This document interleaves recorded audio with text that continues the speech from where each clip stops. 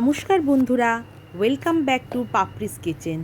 আজকের আমি একটা নিরামিষ সয়াবিনের রেসিপি দেখাবো। তার জন্য সয়াবিন নিয়ে নিয়েছি, আলু কেটে নিয়েছি ডুমো ডুমো করে।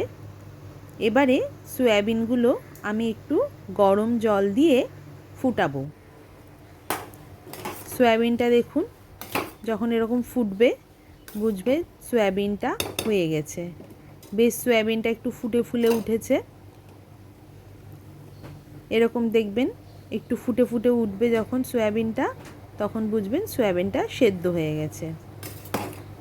এবারে একটা ঝুড়ি বা ছাঁকনি, আপনারা যা পাবেন বাড়িতে সেরকম একটা জিনিস নিয়ে এই সয়াবিনের জলটাকে কিন্তু আমাকে ঝারিয়ে ফেলতে হবে।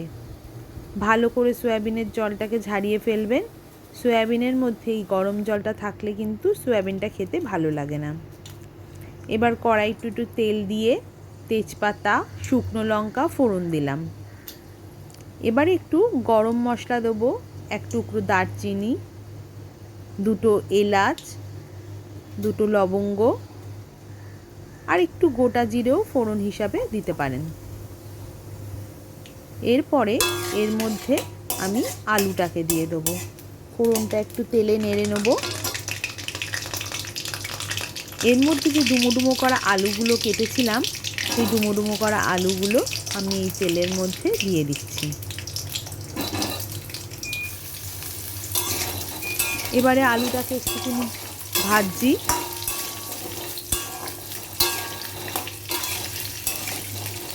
আলুটা বেশ একটু তেলের মধ্যে নাড়াচাড়া করে ভাজবো।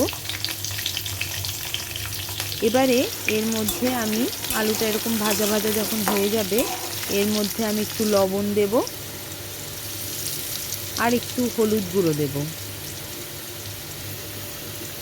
দিয়ে আলুটাকে ভাজবো। এবারে আমি একটা মশলা করে নেব, যেটার মধ্যে একটু গোটা গরম মশলা মানে লবঙ্গ, এলাচ, দারচিনি আর তার সঙ্গে টমেটো আর আদা। যেহেতু এটা নিরামিষ রেসিপি, তার জন্য আমি আর কিছু এর মধ্যে ইউজ করছি না। যদি আমিষ রেসিপি করেন তাহলে এর মধ্যে আপনারা পেঁয়াজ রসুনও অ্যাড করতে পারেন। এটা টমেটো, আদা আর গরম মশলা দিয়ে এই পেস্টটাকে করা হয়েছে। তেলের মধ্যে যেখানে আলুটাকে ভাজা হচ্ছিল, তার মধ্যে আমি এই পেস্টটাকে দিয়ে দিলাম। দিয়ে এবার এই মশলার সঙ্গে আলুটাকে কষিয়ে নেব। একটু শুকনো লঙ্কার গুঁড়ো দিয়েছি এর মধ্যে, আর দেব একটু ধনে গুঁড়ো আর একটু জিরের গুঁড়ো দিয়ে এই মশলাটাকে বেশ ভালোভাবে কষাতে হবে। আমার একটু হলুদ লাগবে মনে হয়েছিল, যার জন্য হলুদটাকে দিয়েছিলাম। এই মশলাটা কষানোর পরে এর মধ্যে যে জল ঝরানো সয়াবিনটা ছিল, সেই সয়াবিনটাও আমি এখানে দিয়ে দিলাম। দিয়ে ভালো করে মশলাটা একটু কষিয়ে যে মশলা ধোয়া যে জলটা ছিল, সেই জলটা আমি দিয়ে দিলাম। এবার এটাকে একটু বেশ সময় নিয়ে ঢাকা দিয়ে যদি আপনি একটুখানি কষান, খুব ভালোভাবে মশলা সয়াবিনের মধ্যে ঢুকে যাবে।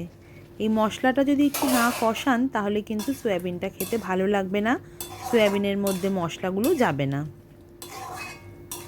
ভালো করে ঢাকা দিয়ে আমি মশলাগুলো বেশ খানিকক্ষণ টাইম নিয়ে কষিয়ে নেব। তারপরে আপনারা যে যেরকম গ্রেভি খাবেন মনে করবেন, সেরকম পরিমাণ জল এতে অ্যাড করবেন। অনেকে সয়াবিনটা এরকম কষা কষা খাওয়াও পছন্দ করেন, তারা সামান্য জল দিয়ে ঢাকা দিয়ে এর মধ্যে ঘি গরম মশলা ছড়িয়ে নামিয়ে নিতে পারেন। আমি একটু সামান্য ঝোল রাখবো সয়াবিনটা, যার জন্য একটু পরিমাণ মতো জল দিলাম। দিয়ে এটাকে আমি ঢেকে দেবো ভালো করে নেড়ে। আর এটা বেশ ফোটা অবধি একটু 2-3 মিনিট আমি ওয়েট করব। 2-3 মিনিট পর একটু খুলে দেখবেন কি যখন আলুটা একটু সেদ্ধ হয়ে এসছে, তখন বুঝবেন আপনার সয়াবিনটা মোটামুটি রান্না হয়ে গেছে। এর মধ্যে একটু চেরা কাঁচা লঙ্কাও আমি দিয়ে দিলাম। আপনারা যে যেরকম ঝাল খান সেই বুঝে ঝাল দেবেন। দিয়ে আবার একটু ঢেকে দেবেন। দেখুন আমার সয়াবিনটা বেশ হয়ে এসছে। এর মধ্যে একটু ঘি আর একটু গরম মশলা ছড়িয়ে আমি সয়াবিনটাকে নামিয়ে নেব। আপনারা কে কোথা থেকে আমার এই ভিডিওটা দেখছেন যদি জানান খুব ভালো লাগবে। আর আমার চ্যানেলটাকে প্লিজ সাবস্ক্রাইব করে দেবেন, আর একটা লাইক আর একটা শেয়ার করবেন। ধন্যবাদ বন্ধুরা।